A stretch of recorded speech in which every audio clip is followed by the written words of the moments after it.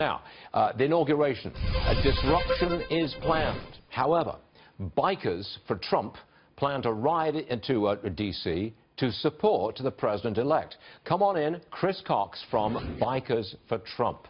Now, you say you're riding to D.C. in support of Mr. Trump and that you're going toe-to-toe with the protesters. That sounds like, I heard that off the top there, that sounds like a confrontation to me, Chris.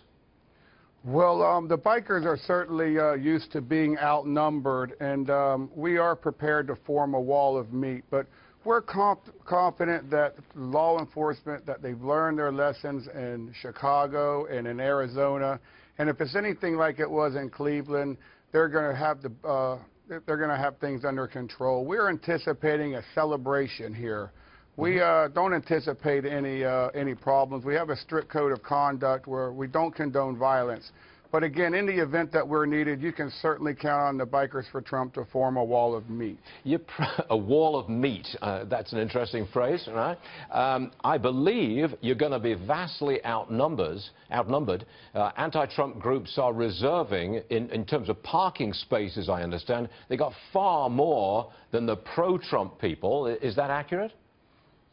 Well, again, we're used to being outnumbered, and we're very confident. Our group is full of, the backbone of the biker community is the veteran.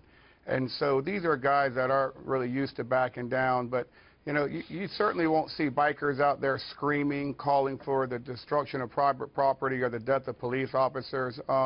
We're going to be throwing the halftime inauguration rally at John Marshall Park that will kick off shortly after Donald Trump exits the stage to go into the Capitol, and it will end shortly before the parade on Pennsylvania Avenue.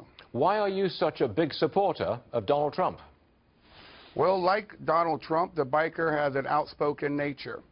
And so as Donald Trump came onto the political scene, the biker was looking for someone outside the establishment, someone that was going to stand up to and call it what it is.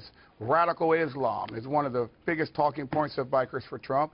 Illegal immigration, and one of our sweet spots is getting behind the American veteran. We believe it's incumbent upon all who understand the value and the sacrifice of our servicemen and women that we are there for them, and we've got to change these policies now. All right, Chris Cox, look, thanks very much for joining us this morning. We wish you well at the inauguration next week, and we'll be following you. Chris, thanks a lot, sir. Thank you, Stuart. Got it.